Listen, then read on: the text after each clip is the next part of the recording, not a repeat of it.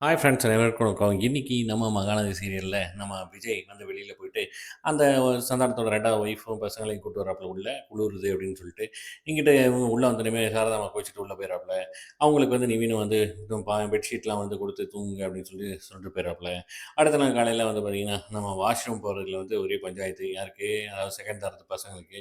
அத பத்தி பேசிட்டு இருக்கும்போது பாட்டி வராங்க பூ வைக்கிறதுக்காக சாமிக்கு. அப்ப வந்து நாங்களும் வந்து உங்க பையனுக்கு வந்து மனைவி தானே, இவங்களும் பேர பசங்க தானே அப்படின்னு சொல்லி பாட்டிய வந்து கன்வின்ஸ் பண்ணா, பாட்டியும் வந்து ஒரு ஒரு நிமிஷத்தில வந்து அப்படியே வந்து ஷாக் ஆயிடுறாங்க. அவங்களும் இறங்கி பேச, சார் நம்ம பார்த்துட்டு வந்து திட்டுறாப்புல, உள்ள கூட்டு வந்து பயங்கரமா திட்டுறாப்புல, "உங்களுக்கே அசிங்கமா தெரியலையா?" அப்படி இப்படின்னு சொல்லிட்டு, "நீங்களையும் உங்க பையனும் வந்து 2 பேரும் சேர்ந்து என்னை ஏமாத்திட்டீங்க" அப்படின்னு சொல்லிட்டு பயங்கரமா திட்டு விழுகுது. "உங்களால தான் வந்து என் வாழ்க்கையே போச்சு" அப்படிங்கிற மாரி சொல்றாப்புல.